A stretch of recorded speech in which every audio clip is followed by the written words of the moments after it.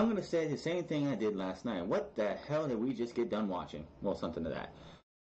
Monday Night Raw came from, of course, the Barclays Center in Brooklyn, New York, just like we got last night and the night before. And Roman Reigns, when he said he would win the Universal title, he was going to defend this title as often as he could, and his first defense was tonight against the original and the first Universal Champion, Finn Balor, who had 2 years without a championship opportunity, a singles one-on-one championship opportunity. He did have a match last year at SummerSlam. He was in the Fatal 4-Way, if I'm correct. Oh, no, he wasn't. This was like his first Universal Championship match in 2 years. So that was the main event of the show. And Finn Balor, of course, lost in a good match. Finn Balor held, Roman Reigns held his own, but Finn Balor definitely brought Roman Reigns to one of his best matches this year for Monday Night Raw.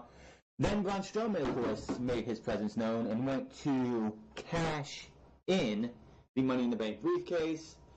And the crowd went ballistic. They couldn't wait to see this cash in. When all of a sudden we hear Sierra Hotel in Echo Lima, India Echo Lima Delta Shield, and Seth Rollins and Dean Ambrose came back out because one of the first matches of the night was Dean Ambrose versus Dolph Ziggler because of what happened last night. But this was the second time we saw them tonight, but in the Shield garb. And I have a question of, are they trying to make the Shield a heel thing now? Is Roman turning heel? Was this a heel turn for the Shield? Because I'm telling you right now, when they did the triple powerbomb on Strowman, you couldn't hear it as much, but there were boos. There were cavalcade of boos for the Shield.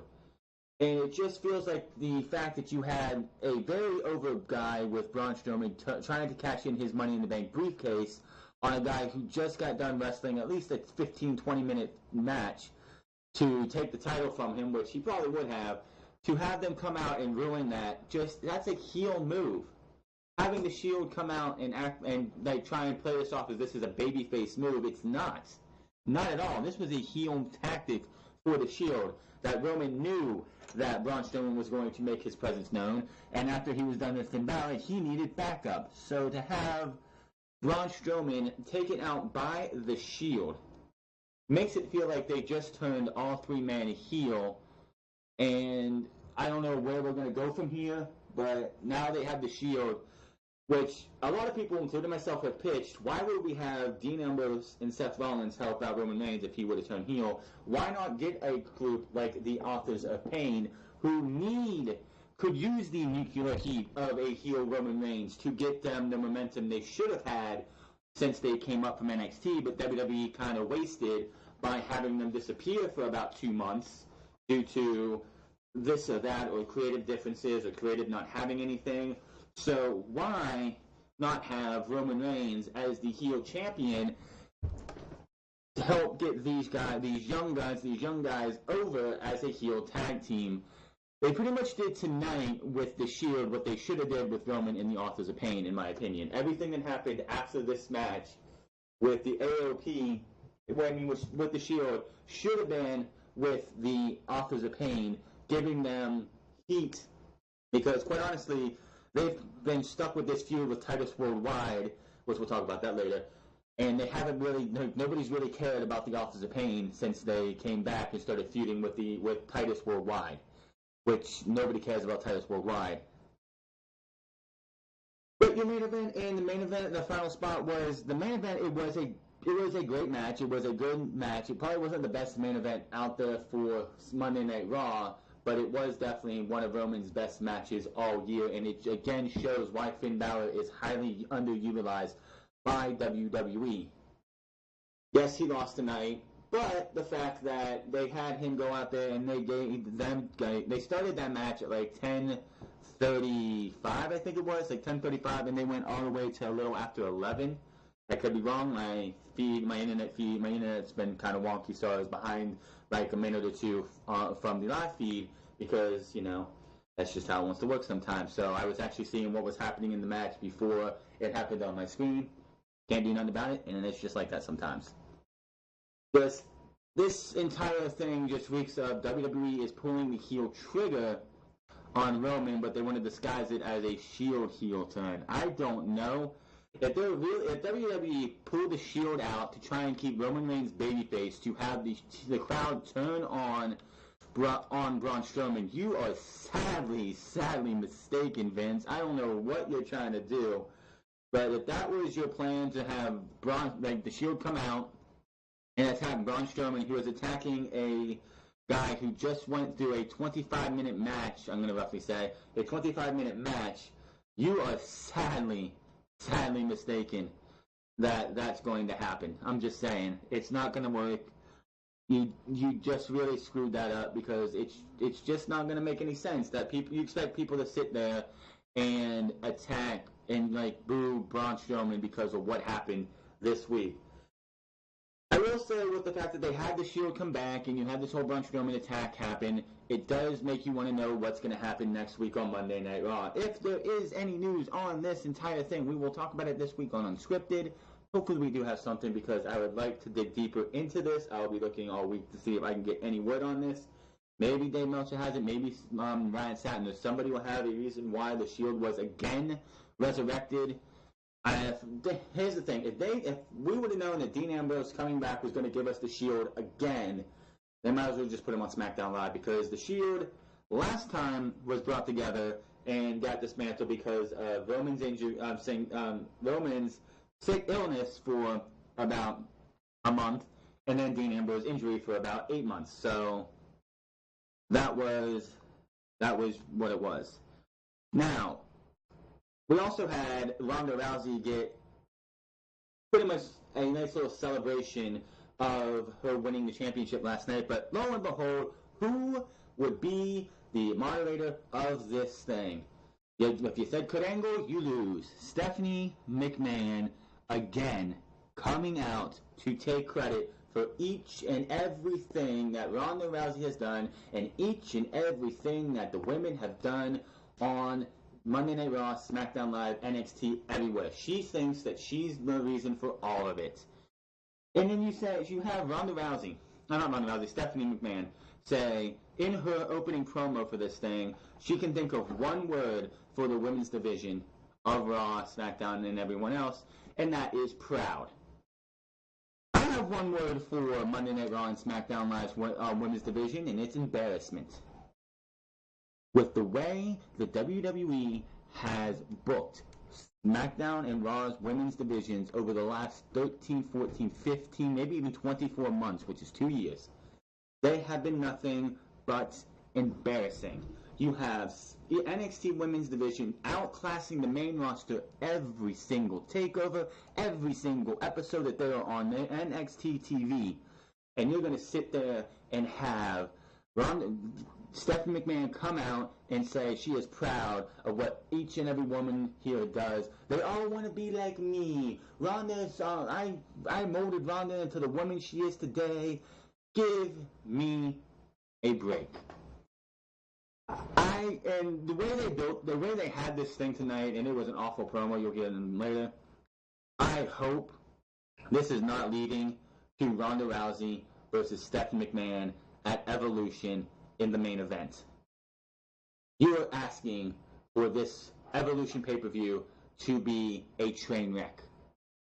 With having Alexa Bliss, who was in a sling tonight, in a pink little sling, just to sell the injury from Ronda Rousey last night, which I don't have to commend WWE for doing that, because usually when you have WWE storytellers, they don't follow up. I mean, they did with Stephanie, only she wasn't wearing a sling. She was wearing some kind of little brace thing.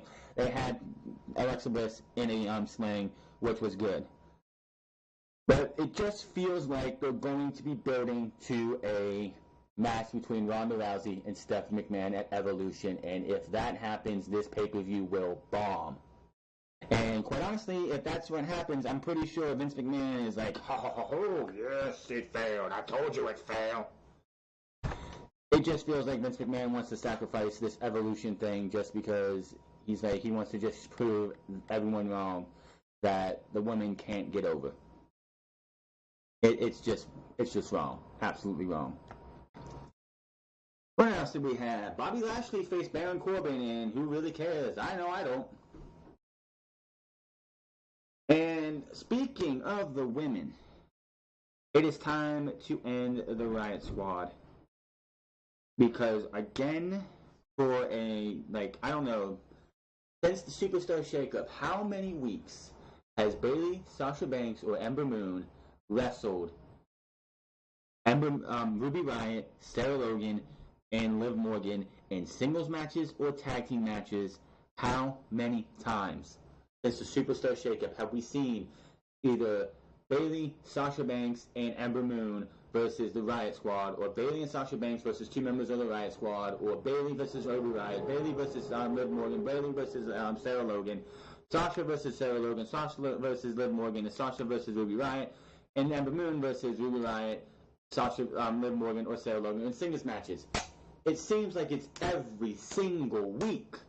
Tonight, no difference. We had Bayley, Sasha Banks, and Ember Moon versus the Riot Squad. Give me something different. This is why when the draft started in 2016, when they had that draft on SmackDown, I said it. Cultaholics, not Cultaholic wasn't a thing yet. What Culture said it. Other people have said it. Women should have been on Raw, and the tag team should have went to SmackDown. Why? Look at this. Every single week since April, it feels like it's been Ruby Riott, Sasha Banks, Ruby Riott, Bayley, Ruby Riott, Ember Moon, Liv Morgan, Sasha Banks, Liv Morgan, Ruby Riott, Liv Morgan, Bayley, and so on and so forth, and it's getting ridiculously tiresome. So tiresome. I want to see difference. Natalya, why hasn't she wrestled a match against one of the Riot Squad members? Why hasn't she wrestled a match against Bayley, Sasha Banks, or Ember Moon? You keep giving us the same matches every single week, and yet you want to have Stephanie McMahon come out here and say she's proud of the women's division. Give me a break. Next week, what's it going to be? Ember Moon versus Ruby Riott, or Sasha Banks versus Ruby Riott again, or Bayley versus one of the other cronies. Break up the Riot Squad so you can at least give us a match between like Ruby Riott and Liv Morgan, Ruby Riott versus Sarah Logan, or Ruby Riott, or Sarah Logan versus Liv Morgan. End this. Just end it. This is why I don't want to see tag team championship matches or tag team championships in the women's division. I would rather have the Raw Women's Championship, SmackDown Women's Championship, Women's Intercontinental Champion, and Women's United States Championship. Forget the tag team titles. Give me secondary titles. X-Pac, Sean Waltman, put a tweet out today saying the Women's Championship should be the WWE for SmackDown and the Universal for Raw because they would mirror the men's. Can we not do that? Can we not do that? It already is like horrendous to the fact that all three women's titles look like the men's counterpart for the brand Raw, SmackDown, and NXT.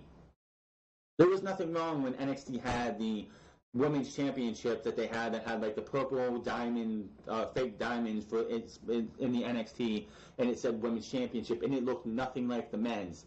You don't have to make the titles look like the men's titles. Look at Impact Wrestling. Look at their Knockouts Championship. Does it look like the global? Does it look like the Impact World Championship? No, it does not. It's just you gotta stop with this thing. I believe when you go to the Women of Honor title does not look like the men's Ring of Honor Heavyweight Championship. WWE, you gotta stop with this stuff because it just makes it more nauseating. Give me Women on Raw, tag teams on SmackDown, and end it. If you want to do women's tag team titles after that, fine. Because then you can have matches for weeks that are different. Where on SmackDown? Where has Naomi been? She's been missing MIA for 2 or 3 months. Where? It's just one of those things. It's like, where are the Iconics? Why are they being buried every single time? WWE, it's just getting nauseating for the women on both Raw and SmackDown. Look at NXT. Shayna Baszler versus Kairi Sane was one of the best women's matches of all 2018. And probably the best women's match since Ember Moon and Asuka at Brooklyn last year. Don't at me, it's true. Nothing on the main roster since Brooklyn. I'm going all the way back to SummerSlam last year. For 1 full year, this is all coming in 1 full year. Nothing on the main roster has been, for the women, has been as good as as Ember Moon and Asuka last year and Shayna Baszler versus Kairi Sane this year. Go watch both of those matches and then go watch everything for the women since SummerSlam last year to SummerSlam this year, and you find one match on Raw and SmackDown or WrestleMania or any other pay-per-view on the main roster that beats those matches, and I'll give I'll take you to that. I'll take you up on that. Speaking of repetitive, Authors of Pain again faced Titus Worldwide, which they did. It looks like they're teasing maybe a breakup of Titus Worldwide, because they panned back to Titus walking around by himself looking for Dana Brooke and Apollo, which I don't know if he's Apollo Crews or Apollo. One week he's Apollo Crews, next week he's Apollo. Will you make up your mind? Anyway, he walks up to them, and you can clearly tell that Apollo and Dana Brooke are flirting. So, and by the end of the match, it was a telltale sign that there was probably going to be a wedge between Titus O'Neil and Apollo, with Dana Brooke being that wedge between those two. It's just what it feels like. Will you care? Probably not. Do I care? Hell no. Speaking of not caring, we had an Elias concert supposed to be happening when all of a sudden the most irrelevant guy on the main roster next to No Way Jose, which he hasn't been seen in about 2 months, the most irrelevant guy shows up on WWE TV. And that would be Mr. 0-218 at the time, Kurt Hawkins, wanting to take on Elias to break that 218 loss streak. Why are you wasting my time with a guy? Why are you wasting my time with Elias? Not with Elias, but with Kurt Hawkins. Why? Why must you waste my time, WWE, with Kurt Hawkins?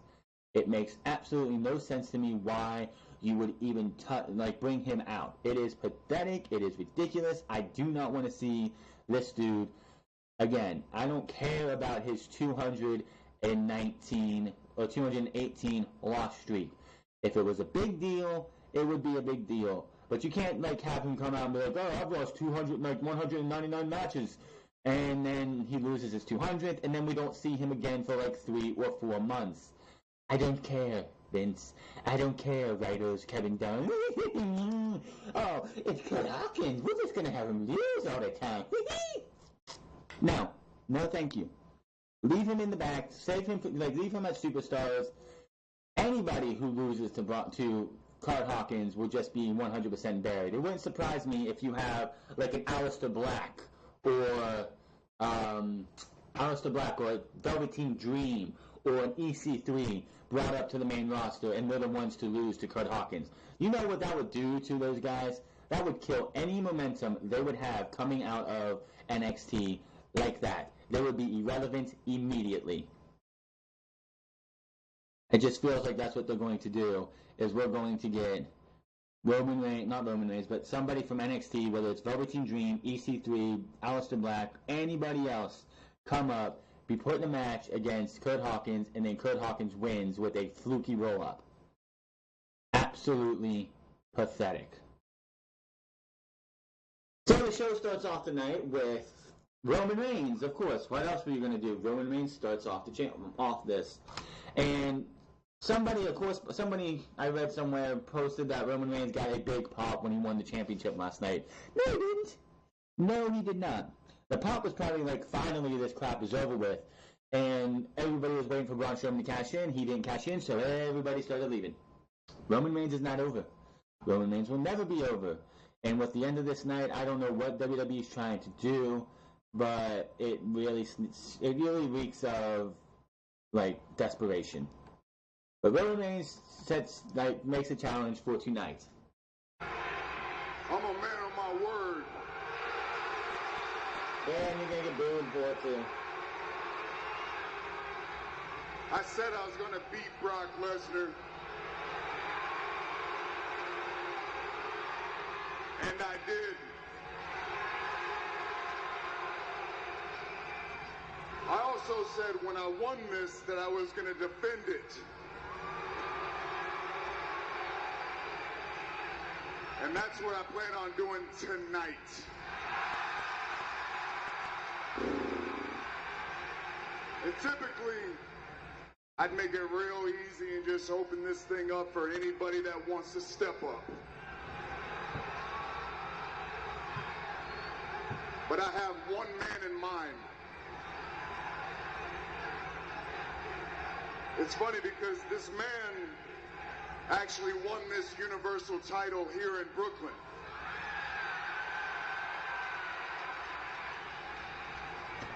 And he 5 guesses. Who is it? Okay, hold on. got hurt and he never had an opportunity again.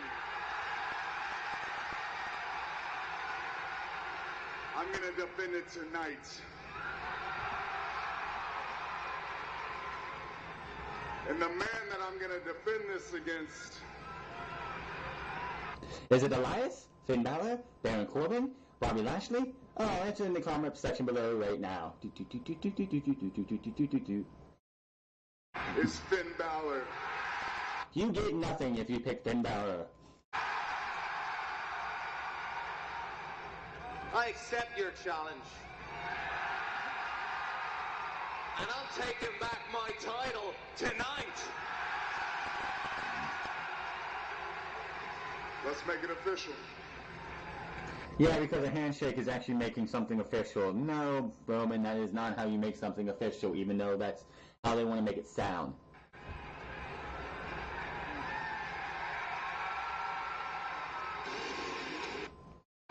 Baron Corbin makes his way to the ring, making a big bitching and moaning because he got beat in 1:35, 95 seconds last night. Not gonna happen. Finn, if you think you're gonna get rewarded for that little stunt you pulled last night, you're crazy. I was set to face Finn Balor the man, and you no-showed and sent the demon instead. I don't know why you're smiling. That was unprofessional, it was cowardly, and it was in breach of contract. Excuses, excuses, excuses, excuses, excuses, excuses, excuses, excuses. And not to mention, with all of the lights, the smoke, and the noise, I couldn't hear or see, so I never heard the bell ring. So as far as I'm concerned, that match never happened. Well, of course you'd say that. Corbin, you really let that constable thing get to your head. You see, here on Raw, I make the matches. For now. Not you. Kurt, Well, anyway, nothing else said. Kurt Angle makes the match official for tonight and says, well, Corbin, you got a match right now, and your opponent will be none other than Bobby Lashley. Baron Corbin versus Bobby Lashley, nothing to say here very much. I will have to say that these two men went way too long. They went at least the first 30 minutes of the show after this promo. So, yeah, first and foremost, they went way too long. This match, Baron Corbin, the reason he got over in NXT when he did was because his matches were short and sweet, and they were 30-some seconds, and then he did his whole heel shtick. Baron Corbin, just like PJ Black, Beowulf, PJ Black said last night that was Baron Corbin's best match because it lasted 90 seconds. Baron Corbin is not that good in the ring, and it showed tonight. Bobby Lashley is not that much proficient either. This match should have went 5 minutes at best. Bobby Lashley did end up winning this match with looked like he was going to use a Dominator and then just threw him off to the side like a flatliner or something. So Bobby Lashley won the first match. In the back, we have Paul Heyman and Kurt Angle. Paul Heyman wants to know when Brock Lesnar is going to get his contractually obligated rematch. And Kurt Angle has an answer for that, and Paul Heyman and Brock Lesnar is not going to like it. My client, Brock Lesnar, would like to invoke his contractually obligated. Are you kidding me? A rematch? The Universal Championship. Roman Reigns, he beat Brock Lesnar last night for the championship. Nobody's complaining. We offer you no excuses, sir. Yes, a rematch. Brock Lesnar's contraction. I know what you're thinking. I know what's going through your head. Brock Lesnar would be halfway down the road to UFC by now. Brock Lesnar goes where Brock Lesnar go.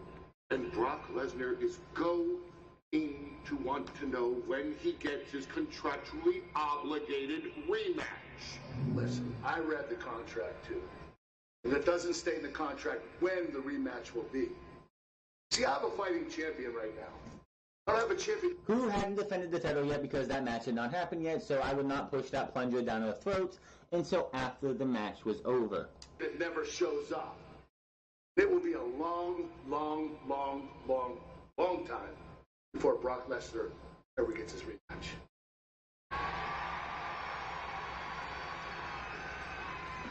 I agree with you. You're 100% right. It should be a long time, and I'm not envisioning it happening, next week. General manager, I'm thinking it's way down the road where my client Brock Lesnar invokes his contractually obligated rematch clause at Hell in a Cell. How do I put this? It will be a cold day in hell. Or as they say in Brooklyn, forget about it. Oh my god. So, no rematch for Brock Lesnar at this time. I don't know what to say. I really don't care. Brock Lesnar can go to UFC and never come back. Stay away, Brock. You've done what you had to do. You damaged the title enough as you can. Let's just let somebody else beat Roman Reigns for it and get it over with and be done with this. That was that. Moving on here. 6-woman tag match, Boston Hub Connection and Ember Moon versus the Riot Squad. Ember Moon and Bayley had the majority of this match for their team, but the crowd was so into, and this is funny because Sasha Banks is from Boston. They were in Brooklyn, New York, but this crowd was firmly behind Sasha Banks. They were chanting, "We want Sasha," through the majority of this match when she wasn't in there.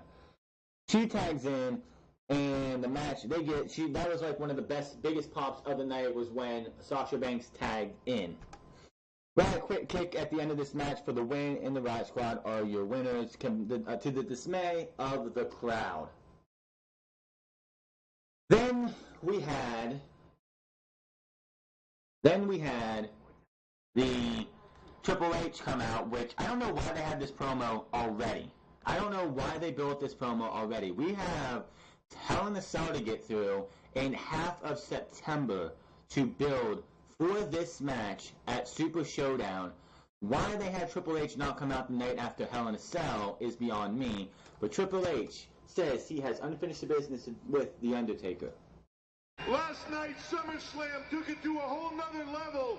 It has been... Of course, they would cut out the fact that he said something about NXT blowing the roof off the building, which it did, and then SummerSlam started to put it back down, which it didn't take it to a whole new level. It kept the roof barely off the building.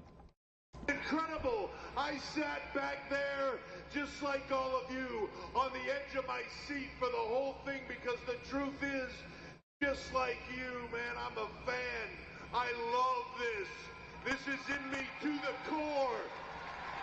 From day one, and I promise you this, I will work until the day I die to make sure this is here for everyone. I love the fact that he said that because that shows how dedicated he is to this business. Him saying that he'll work till the day he dies to make sure this is here gives you high hope that WWE will be in a better place when he does take over. There was a big NXT chant when he came out too from the New York crowd because of what they did at Brooklyn 2 nights before. But weekends like this, they also give me a different feeling. They make me get that itch. They make me get that itch, make me want to rip this suit off. They make me want to tape back up. They make me want to lace up the boots and make me want to be be the game again. And that is why when Vince called me a couple of weeks ago and said, hey, I just finished up the deal with Paul Dainty in Australia, and we would like you to wrestle there, I said, hell yeah. And then he said, and we would like you to step into the ring against The Undertaker.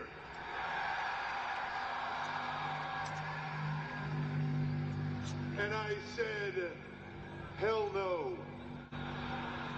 And when he said that, I was like, I know exactly why he said hell no, and he'll say it in a minute, but what he's about to talk about is the exact reason why I do not want to see this match in Super Showdown, because of where they left it at WrestleMania in, 2012 or 13? No, 12. 2012, right? Yeah, 12. But for a different reason than all of you think. Because the truth is, of all the great things I've been lucky enough to do in my career, all the moments that I've had, there's one that stands out head and shoulders against all the others. It's a moment that is ingrained in my brain and will never come out. It's a moment at the end of a Hell in a Cell match between me and The Undertaker. The match was billed the end of an era. And myself, The Undertaker, and Shawn Michaels stood at the top of that ramp at the end of that night. And they do show the picture of him, Shawn Michaels, and Undertaker all there for WrestleMania in 2012, right? Yeah, 2012. So 6 years ago. Not there. But yeah, that was a great moment, and that's a moment that I don't want to see them, disgraced by having this match, because that should have been it. That was it. That's why they called it the end of an era. That match right there is about as real as it gets in this business. That is a moment between the three of us of mutual respect that none of us will ever forget. I am standing there, freaking Shawn Michaels and The Undertaker, two of the biggest icons in this business ever. Two guys, arguably, who you could say are as responsible as anybody for all of this.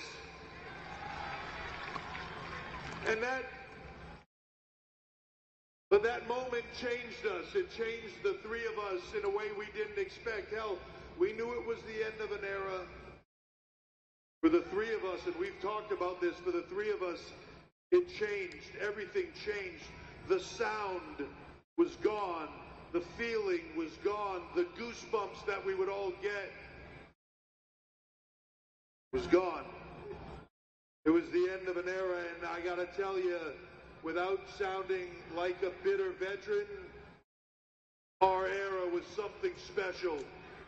Yes, it was, because one, WWE cannot let the Attitude Era go.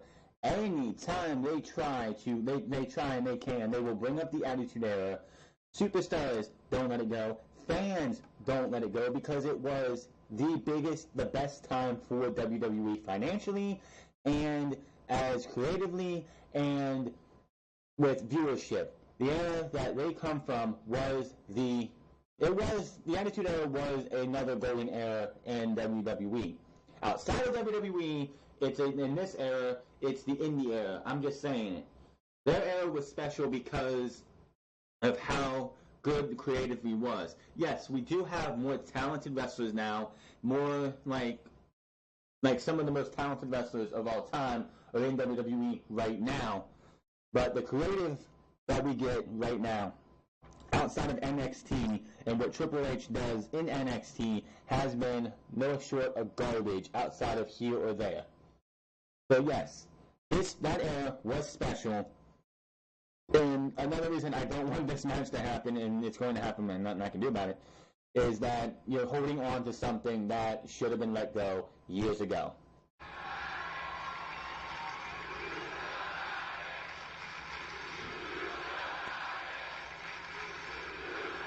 So for the same respect reason that I said no, I picked up the phone and I called Vince back and I said, call Dainty in Australia and tell them I'm in. I will take off this suit. I will tape back up. I will lace up my boots, and I will be the game again.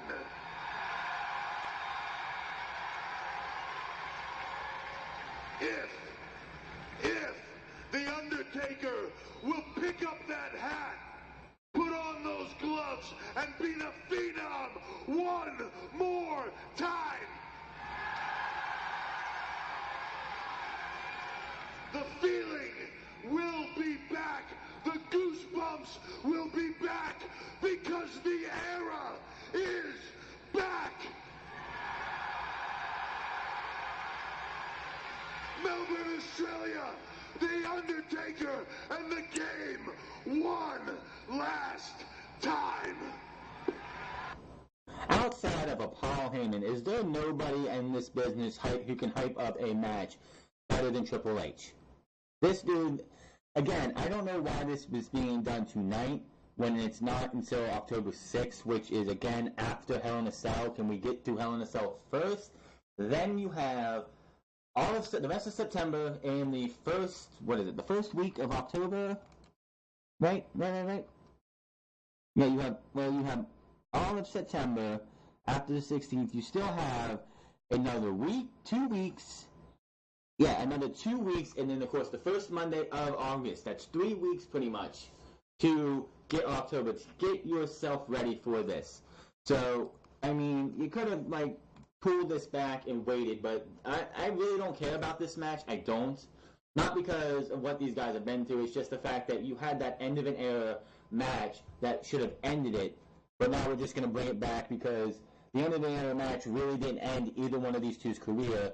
Maybe this will be a retirement match for Undertaker. Who knows? I just don't even want to see the Undertaker wrestle anymore. Yes, he looked good in his 2-minute match against John Cena, and he looked okay in his match against Rusev at the Greatest Royal Rumble. But it's time to put the Undertaker to bed, to rest. End it. Okay? Then we had Dean Ambrose versus Dolph Ziggler. It was a pretty decent TV match. Nothing special out of it. I mean, you did have Seth Rollins and Drew McIntyre mix it up on the outside. Dean Ambrose wins this match when Dolph Ziggler goes for a spike DDT, like a jumping spike DDT, but Dean Ambrose just throws him off and hits him with the Dirty Deeds 1, 2, 3. Before that, though, Seth Rollins got taken out by Dolph Ziggler and Drew McIntyre, and Dolph and Dean were back in the ring. Dean blocks a super kick, spins Dolph Ziggler around. While that's happening, Seth Rollins gets in the ring, runs in between this, and does a suicide dive to the outside onto Drew McIntyre, laying him out. So, yeah, we saw Dean Ambrose get his first win, in which he, for the first time in 8 months, wrestled a match. This would, of course, not be the last time we see those guys tonight. So, what's not? Elias comes out next, and he wants to sing a song.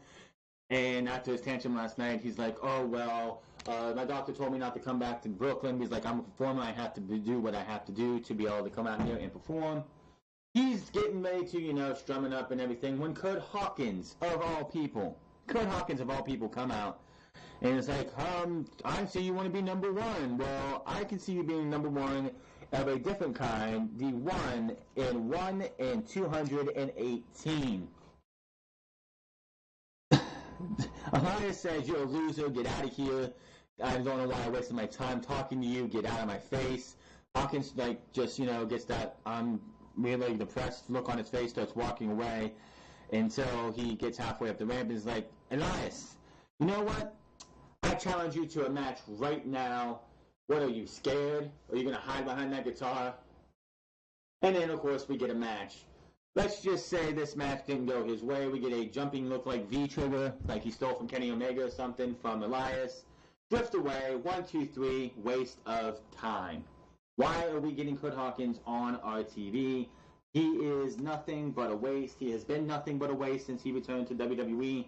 He hasn't done anything in his WWE career ever since they broke up him and Zack Ryder as part of the Edgeheads. And that was, 10 years ago, I believe? Dana Brooke and Apollo Crews look like they're flirting as Titus O'Neil comes up looking for them and everything. She's like, I think I have found a hole in the AOP's attack. And then they start, talking, whatever. Authors of Pain and Titus Worldwide again. WWE is really trying to get me to... is this match over? Oh, sorry. Yeah, definitely tired of this again. And of course, this match starts during the commercial break. You had AOP coming to the ring, or like, they take on Titus Worldwide next. Goes to commercial, comes back, and this match has already started. So, WWE, nobody cares about these guys, and it's your own fault. WWE has booked the AOP so poorly that even if they were to go up against the B team next week, or B team at Hell in a Cell, why would I even care to see them win the tag team titles? You have done nothing but have them go up against the same team over and over and over again. This is just like the women's division. You have your tag team division looking like crap. Why would you want to have women's tag team titles when you can't even get the men's tag team division to mean anything? AOP win with the last chapter, and as I noticed, this is attention to detail here. After the match, they show Apollo Crews down on his butt, and Titus O'Neil's checking on him. Dana Brooke comes over and just wraps her arms and everything around him, being all lovingly and supportive and hoping he's okay, as if these guys are an item. So again, I feel and I really don't care. This is Titus Worldwide, who have been nothing but catering specialists for forever. They might be breaking up Titus O'Neil and Apollo Crews, with Dana Brooke being that wedge between them. I don't know, and I really don't care. Ronda Rousey, oh buddy, this. Do we have to have Stephanie McMahon be here? Does Stephanie McMahon have to be the one to do all this? Because this is just so annoying. Stephanie McMahon comes out to take credit for everything that's happened in the women's division so far. But of course, what else would she do? Last night, Rowdy Ronda Rousey became the first ever UFC and Raw Women's Champion. I am especially proud of her because without me, without my vision and my business prowess, Ronda Rousey wouldn't be here in WWE. Once again, Stephanie McMahon taking credit for something she had nothing to do with. Now, I'm sure in the back she does something, but I swear, she has done... I'm so sick of this whole entire thing of having it all about Stephanie. This is why I'm afraid of what the main event of Evolution is actually going to be. I mean, I saw what was this raw talent, and I shined it up like a diamond. And here she is shining above all of the rest. I mean... Can somebody tell me why we have the baby faces on one side of Ember Moon, Natalya, and the Boston Hug Connection. On the other side, we have Alexa Bliss, the Riot Squad, and Dana Brooke was somewhere. She shows up later. And then you have the Bella Twins. The Bella Twins are just standing here. For whatever reason. Why are the Bella Twins here? Or they're still trying to tease this, in fact, that it's going to be Nikki Bella versus Ronda Rousey in the main event of WWE's Evolution pay-per-view. Quite honestly, if you put a gun to my head and said it's either Ronda Rousey versus Stephanie or Ronda Rousey versus Nikki, and I had no other choice, I'm going to have to go with Nikki. I am. Because I don't want to see Stephanie even on Evolution, period. Ronda Rousey is someone that I have molded in my likeness. She is a media darling. Oh my God. She carries the WWE universe on her back, just like me. Do I really have to listen to this garbage again? I mean, all of these women around the ring, well, they want to be like me.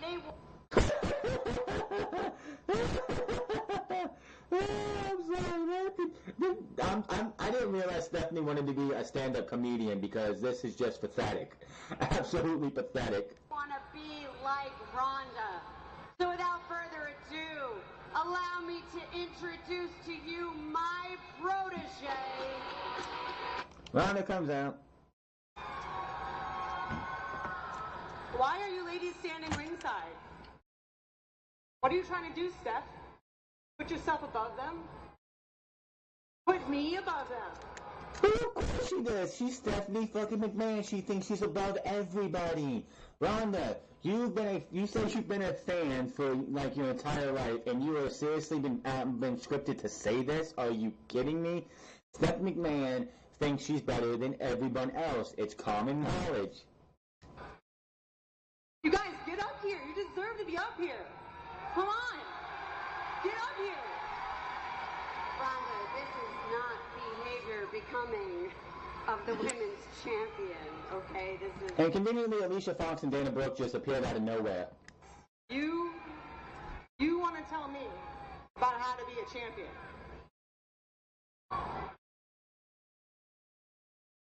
This isn't about one champion.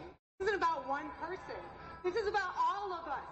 This is about the women's evolution. Every single one of you. Maddie, you are the cornerstone of the women's division. I will have to say that Natalya she is one of the best women they've had in here, and she literally had to go through shit for like 7 or 8 years, when she had to be forced to be in the Divas era. Young Natty, 2007 Natty, was ahead of her time. Young Natty and Natty now should have been in this era completely. She definitely went through shit just to be where she is today, and it's a commendable thing. And she is wearing a jacket. She wore her dad's jacket last night, but she's wearing a jacket now that looks like it was molded after her dad's, but it actually fits her. That's actually pretty cool that they have her, she's sporting and representing her dad in a jacket that is based on his. Brock Lesnar. I'm going to be a fighting champion, competing every night, and I can't wait to get in the ring with each and every one of you. You know what, Ronda, you're right. You're not Brock Lesnar. As a matter of fact, I don't know who you are. This is not the Ronda Rousey that I was introducing earlier. This is the Ronda Rousey who just wants to break people's arms. What is wrong with that? I remember. I know what that feels like. And look at poor Alexa Bliss. I mean, look. Oh, poor Alexa. Poor Alexa. Give me a fucking break. Give me a break, Stephanie. Nobody cares about what Alexa Bliss has to do. Every night. And ladies, she's gonna do that to all of you. That's what she wants to do. She wants to break your arm. She wants to break your arm, Liv. Oh my God. Stephanie McMahon comes out and does one of two things. Stirs the pots, or if it's a male superstar, cuts their balls off. Alicia, Dana, everybody, that's what she wants to do. Don't let her fool you. She wants to wipe all of you out so that rowdy Ronda Rousey can stand here in the spotlight. That's who Ronda really is. Steph, I am not here to break their arms.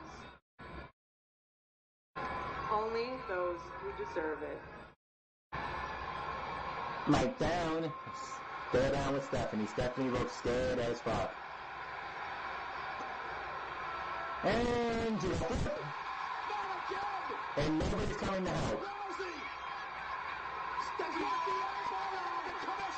If you look at her armbar, though, quite honestly, I just have to say it. Ronda Rousey's armbar just looks weak. She just has her arm folded over and just pulled back just a tiny bit. It doesn't even look like it's that devastating. It's supposed to be, but the way Ronda Rousey, she needs to straighten this thing out, but her armbar just looks weak, in my opinion. Stephanie's coming out! Stephanie doesn't deserve that! Well, apparently Ronda Rousey says she does. All the heels jump down off the ring. Dana Brooke, the Bella Twins, Natty, and the Dawson Hook Connection get in the ring and Ember Moon, and they hand the title to Rousey. And everybody celebrates. Everybody celebrates and happy. Again, can someone tell me why the Bella Twins are even anywhere near Monday Night Raw? Nikki was on SmackDown the last time she was an active wrestler, so why in the hell is she on Raw anyway?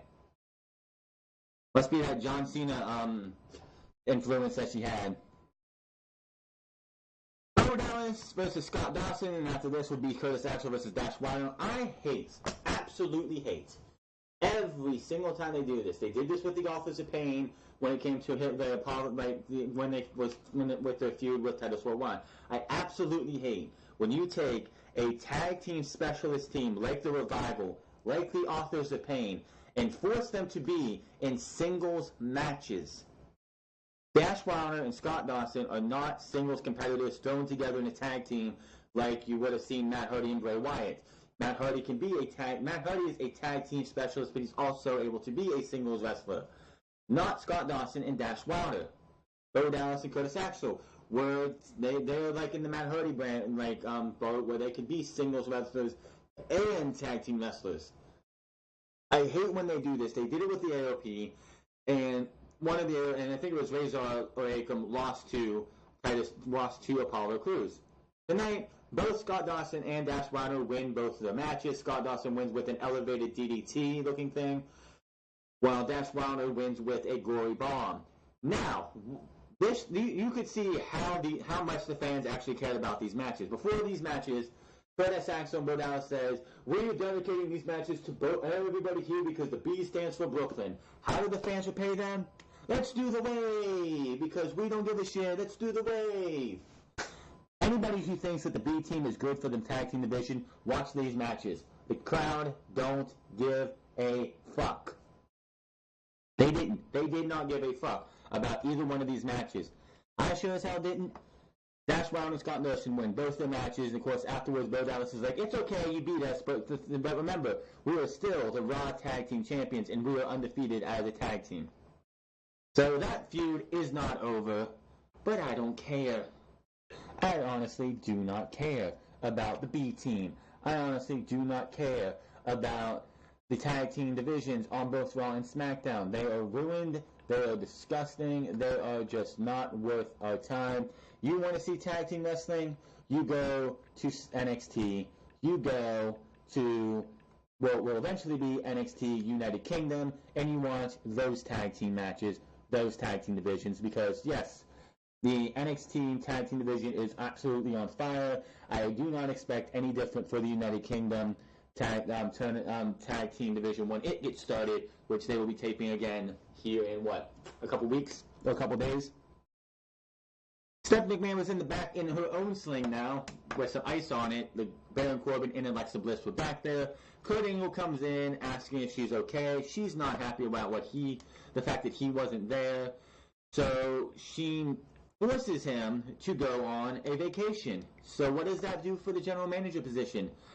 Constable Baron Corbin is the acting general manager for how long? I do not know, but I am not happy to see this. We'll see what happens. Before we get to the Universal Championship match, Renee Young was in the back asking Roman Reigns a little bit earlier about his match against Finn Balor. Hey, congratulations on your Universal Championship victory last night. However, tonight you put your championship on the line against Finn Balor. And then on top of that, Braun Strowman has also made it very clear that he plans on cashing in his Money in the Bank contract tonight. So do you have any reservations about putting your championship on the line tonight? No. I didn't spend years of my life, or take years off of my life chasing after this title. Just to sit back here and hide in the locker room. This is my yard. I'm going to defend it. And the fact is, Finn Balor deserves this opportunity. He's waited a long time. 2 years. And I'm going to give him it. And he's going to lose it. And then he's back to the end of the line. And as far as Braun Strowman's concerned, it didn't affect me last night, did it? So he can come out there, he can stand there like a meat shack all he wants, but the fact is, he can attack me from, the front, the back, while I'm laying on the ground. He can try and cash in. It doesn't matter. This is my yard, and I'll always be ready. Then we got to the main event, which was, of course, the Universal Championship, Roman Reigns versus Finn Balor. And the entirety of this fucking match, I wanted to rip out the voice boxes of the commentary team, because all they were was Roman. Let's pull Roman's fucking pants down and let's all three kiss his ass. It was just nauseating how much they just wanted to, like, gush over the fact that Roman Reigns was champion. Oh, what's it going to do, Roman, if he loses this championship tonight? He worked 3 years to win for this Universal Championship, even though the Universal Championship is only 2 years old. Roman Reigns won this match, of course. Braun Strowman came out, looked like this match was a good match. It was probably the best match that Roman Reigns has had all year. Then Finn Balor showed why he should be getting more opportunities than he does get. He definitely made this match worth it. It was, again, a really great match. Finn Balor goes for a coup de grace, Roman gets up, hits a Superman punch, goes to go for a spear, Braun Strowman's music hits, Braun Strowman distracts Roman Reigns. Finn Balor with the drop kick into the corner, followed by a coup de grace. He missed the coup de grace, that's right. He missed the coup de grace, and spear by Roman Reigns, 1, 2, 3. Roman Reigns retains the Universal Championship. Braun Strowman comes in to cash in his briefcase. He kicks Roman in the stomach, knocks him down, gives the briefcase to the referee. Referee gives it to JoJo. JoJo says he's cashing in. Before the bell can ring, this is something that's very important to mention. Before the bell could ring, Roman Reigns' buddies in the Shield come out, and the crowd was going completely nuts. Because the Shield was there. Then the Shield all three get in the ring. They all three get in the ring and beat down Braun Strowman. They send him out of the ring. Dean Ambrose and Seth Rollins clear off the announce table, and then after a little bit of a scuffle with Braun Strowman again, triple powerbomb, and the Shield end the night. After all of that, Braun Strowman does not cash in, still has the briefcase, and the Shield leave him laying, and the crowd was not happy. I don't know if the Shield is heel. I don't know if the Shield is babyface. I don't know what's going on. We will have to definitely wait and see what happens next week, because this is at least they're giving us something to look forward to next week. Also, we have to wonder what's going to happen with Constable Corbin and how he's going to destroy WWE Monday Night Raw even worse. So we will see what happens next week with Monday Night Raw. But the Shield is back again to protect Roman Reigns. So if this is not a heel turn, I don't know what they're doing. But we will have to wait and see. That was Monday Night Raw. That is your Monday Night Raw review for the SummerSlam after show.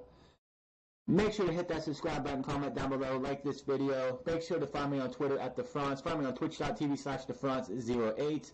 I'll be back tomorrow for SmackDown Live, where we will have 2 matches. Randy Orton versus Jeff Hardy, which I think will go to a no contest, because that's going to lead to Hell in a Cell. And in a no disqualification match, the New Day versus the Bludgeon Brothers.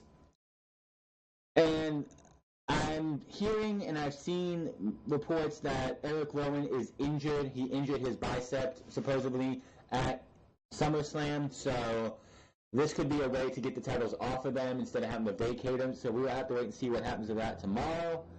But until then, my name is TheFrance. I will see you guys tomorrow. Thank you to everyone who watched my Summers Everything from this past week. I will see you guys tomorrow for SmackDown Live.